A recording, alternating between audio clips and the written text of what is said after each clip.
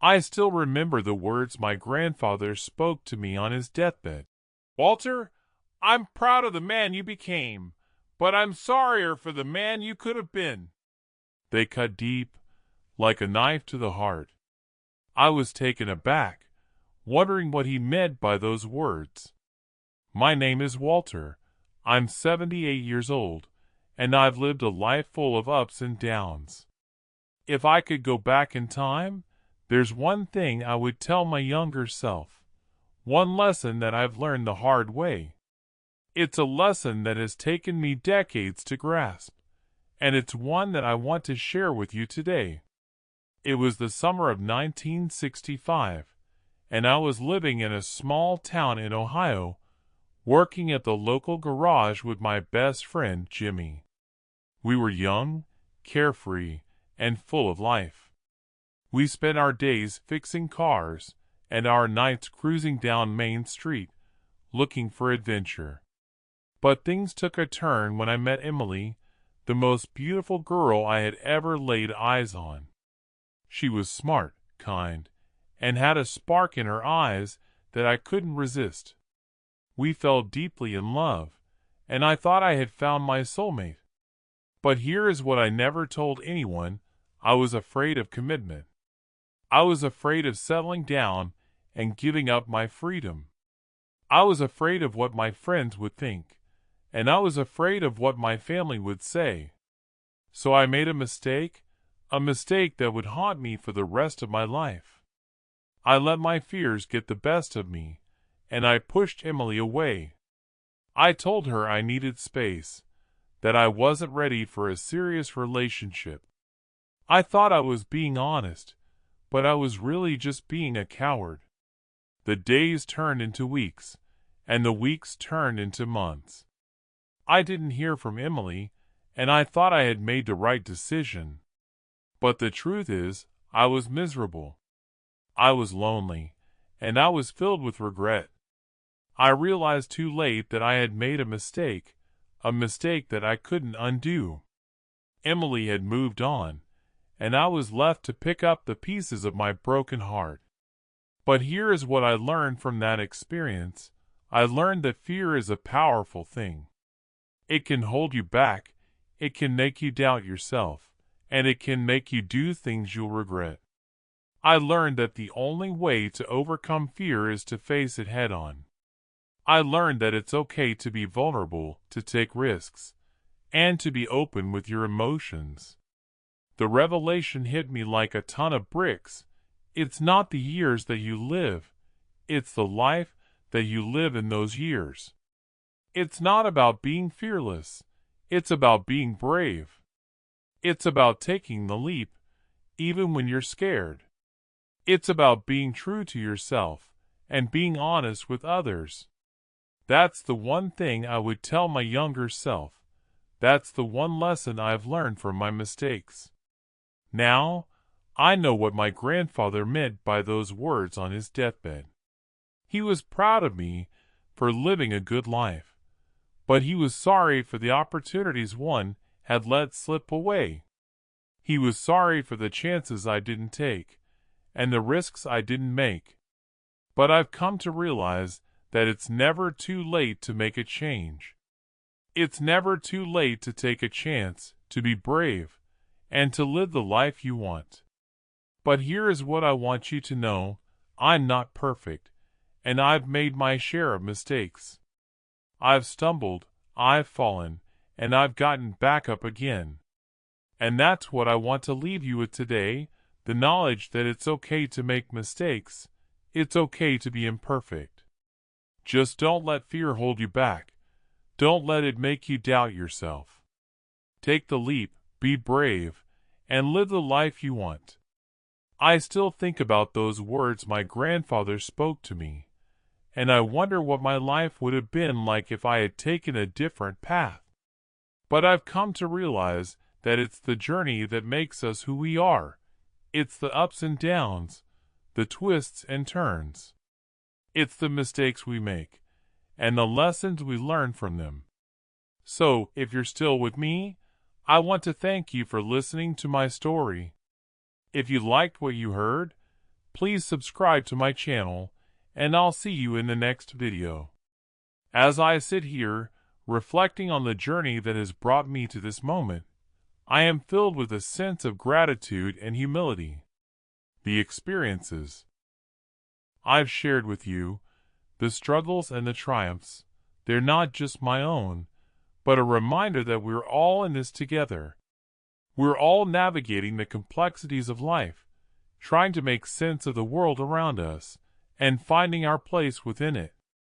And it's in these moments of vulnerability, when we're willing to share our true selves with others, that we find connection and understanding. I think back to the times when I felt lost and alone, when the darkness seemed to closing in around me, and I wonder how I made it through. But then I remember the people who were there for me, the ones who listened, who cared, and who helped me find my way. And I realized that's what it's all about, the relationships we build, the love we share, and the support we give each other. As I look back on my life, I see a tapestry of moments, each one weaving together to form the person I am today. The mistakes, the regrets, the fears, and the doubts, they're all a part of me, but they don't define me. It's the way I've responded to them, the way I've grown and learned from them, that has shaped me into the person I am now. And I know that I'm not alone in this. We all have our own stories, our own struggles, and our own triumphs. I want to leave you with a sense of hope and resilience today. No matter what you're going through, no matter how difficult things may seem, know that you are not alone. There are people out there who care, who understand, and who want to help. And it's okay to not be okay. It's okay to struggle, to stumble, and to fall. Because it's in those moments that we discover our strength, our courage, and our determination. As I close this chapter of my story, I want to invite you to join me on the next part of my journey. Let's walk together, side by side, and explore the unknown. Let's share our stories, our fears, and our dreams. Let's support each other, uplift each other, and celebrate each other's successes. Because in the end, it's not just about my story or your story, but about the collective story of humanity. It's about the struggles we face, the triumphs we achieve, and the love we share along the way. Because when we come together, when we share our experiences and our emotions, we begin to see that we're not alone in this journey. We start to realize that every person we meet, every face we see, has a story to tell, a struggle to overcome, and a dream to chase. And in that moment, something profound happens. We start to connect, to truly connect, with each other on a deep and meaningful level.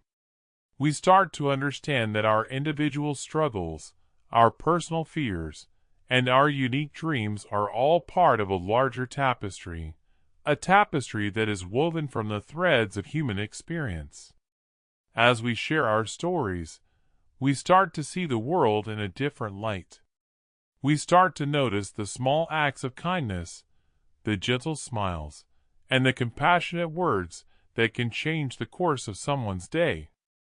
We start to appreciate the beauty of human connection, the way a simple conversation can lead to a lifelong friendship, or the way a single gesture can heal a deep wound. And we start to realize that our stories, our individual stories, are not just about us, but about the people who have touched our lives, who have inspired us, and who have helped shape us into the people we are today. But it's not just about the happy moments, the triumphs, and the successes. It's also about the struggles, the setbacks, and the failures. It's about the dark nights, the lonely days, and the moments of despair.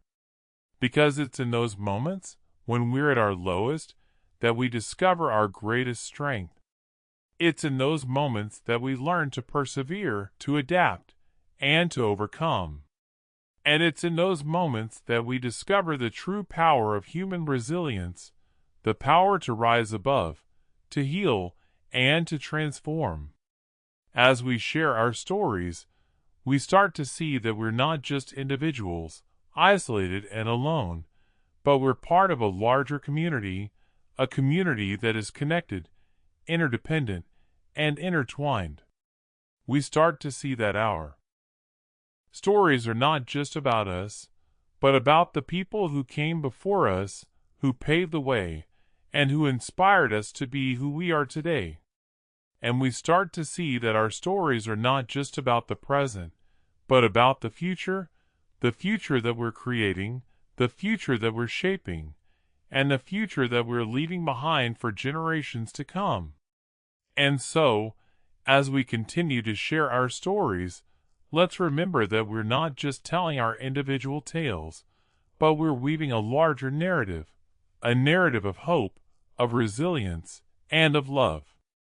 Let's remember that our stories have the power to inspire, to heal, and to transform, not just ourselves, but the people around us and the world at large.